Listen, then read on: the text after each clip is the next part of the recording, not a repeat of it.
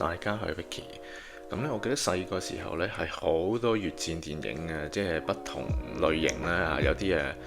講道理嘅多啦嚇，有啲講故事嘅多啦，有啲咧就真係描述啲戰爭場面嘅多啦。OK，咁啱啱 Netflix 咧擺翻呢部熱血奮城啊，Full Metal Jacket 啊，咁我記得細個仲係細啦，咁嗰時睇啲戲咧就係、即係冇乜特別諗法嘅嚇，即係當然啦，好多場面啊啲畫面係相當震撼啦，咁但係呢，其實你唔會諗呢點樣係即係對戰爭嘅描述啊嚇，對啲人性嘅一啲演繹，或者係甚至乎呢係其實好多電影好多尤其是越戰電影啦，好多都係反戰㗎嘛，其實咁但係細個睇呢係唔留意呢啲嘢嘅，坦白講嚇，係睇佢打得好唔好睇，即係咁樣啦嚇。咁人大咗睇翻呢啲戲呢係都係覺得好好睇嘅，咁所以呢，佢見到即係 Netflix 一擺翻上去，咁又即刻睇翻啦嚇，咁可以同大家分享下。再講落去之前邀請你訂閱呢個頻道，多謝你嘅支持。咁就大導演啦嚇，史丹利寇比力克，咁呢一部電影呢，咁其實呢係即係一部越戰電影啦嚇，咁描述呢一啲年青嘅青年人嚇，咁一開場就全部剃頭咁樣嚇，光頭就入軍營受訓嚇，咁劍指咁當然係去越南打仗啦嚇，咁亦都係呢個視死如歸嘅一種訓練嚟嘅嚇，咁其實咧呢部戲呢，就將佢呢其實分開咗兩個部分嚇，第一個部分呢，就係以一個即係主角嚇，一個四眼嘅呢個主角呢入伍嚇，咁參軍嚇，咁喺呢個訓練營嘅過程呢，就遇到即係好嚴格嘅訓練啦嚇，啲教官呢係即係將你打成地底泥嘅嚇，即係訓練你成為一個即係戰士咁樣啦嚇，即係侮辱佢哋，咁有好嚴格嘅體能啊各樣嘅訓練嚇。咁喺裏邊呢，其實喺個受訓嘅軍營呢，就有一個即係肥仔嚇，咁即係好令到教官唔 like 佢啦嚇，咁亦都即係針對佢。咁亦都講佢手殘弱，咁喺成個訓練呢，就即係令到好多即係佢嘅失誤啊，咁令到其他嘅學員呢，就要代罪，即係要做掌上壓啦、被罰啊咁樣嚇，咁因而亦都係出現一啲呢，即係喺軍營裏邊啲欺凌嘅情況。OK，咁即係開頭呢部分呢，就係講主角呢，就面對呢個即係被欺凌嘅同學嚇，咁後尾咧就變成慘劇啦嚇，講佢咧係即係抵受唔住精神壓力咧，就殺咗自己嘅軍官營，跟住就即係自殺咁樣。咁轉眼間咧，咁即係個世界繼續轉嘅，咁轉眼間咧，佢哋咪要派去即係越南啦。咁而主角咧亦都變成一個即係隨行嘅記者咁樣嚇，咁以記者嘅角度咧去攝影住嚇，去記錄住呢一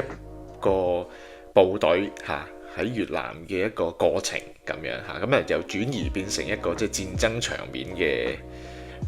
情況啦，咁去到第二個階段啦，喺部戲嘅第二個階段呢，就係即係以一種比較客觀嘅角度嚇，可能比較咧寫實嚇，或者一個比較描寫一啲軍人嘅兇殘啦、殘酷啦嚇，咁亦都涉及到一啲嘅戰爭罪行嘅，其實嚇，即係咁樣嚇，咁都係講嗰句啦。咁其實呢，通常咧嚇大部分嘅描述越戰嘅電影咧，後尾都係因為即係反戰嘅情況啦嚇，咁其實都係一種即係批判性比較強啲嚇，咁亦都會咧透過電影裏邊嘅描述咧去理解啊，咁其實戰爭嘅必要性啊，即係個目的其實係為咩咧嚇，咁一班年青人去到一個戰場，其實係咪真係為咗背後嗰種反越共啊，係咪民主嘅即係一個嘅寸土必爭啊？係咪咁嘅一種抱負呢？嚇，咁其實去到戰場，其實就係變咗質咯。其實係另一樣嘢嚇，係純粹係喺自己部隊兄弟之間嘅一種互相幫助嚇，一種求生嚇，一種其實係一個慘烈嘅過程，但係其實係得唔到任何即係正面嘅效果。其實嚇，即係描述一種咁嘅狀態嚇。咁當然佢會描寫好多即係其他嘅情況啦嚇，即係譬如即係佢哋會點樣有咩娛樂啊嚇，即係佢哋互相之間嘅一種喺戰場上嘅一啲嘅經歷啊嚇，一啲嘅對話咁係點樣一回事呢？咁啊就以一個主角一個記者嘅身份呢，去記錄低呢啲嘢嚇。咁啊，唔知大家嗰陣時咧喺1980幾年，即係嗰陣時有冇睇啦？咁其實係相當震撼啦。臨尾嗰一場嚇，被一個部隊嚇，被一個狙擊手去牽制住嚇，即係嗰種嘅壓力嚇，同埋嗰種慘烈嘅情況嚇。咁而即係最後發現呢，其實嗰個狙擊手呢係一個細路女嚟嘅，即係咁樣咯，係充滿住一啲嗰種突如其來嘅衝擊啊嚇！即係無論係嗰個槍戰場面嚇嗰個戰鬥嘅激烈情況，再去到後尾嚇，發覺原來呢，即係對方只不過係一個即係細路女嚟嘅，即係嗰種嘅震撼啊！對一啲即係民主啊或者一啲先進世界嚇嗰種嘅，即係可能俾到觀眾嘅一種嘅即係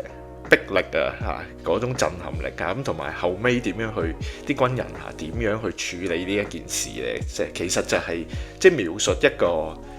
軍人成長嚇，將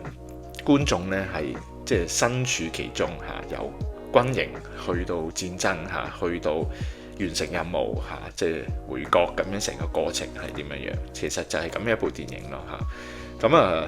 係相當之精彩嘅其實嚇，即係完全冇冷場嚇，非常之好睇嘅。咁啊，其實如果未睇嘅觀眾咧，咁絕對值得去睇呢一部《烈血焚城》咯嚇。咁所以呢，如果呢部電影呢5粒星滿分呢，我係會俾4粒星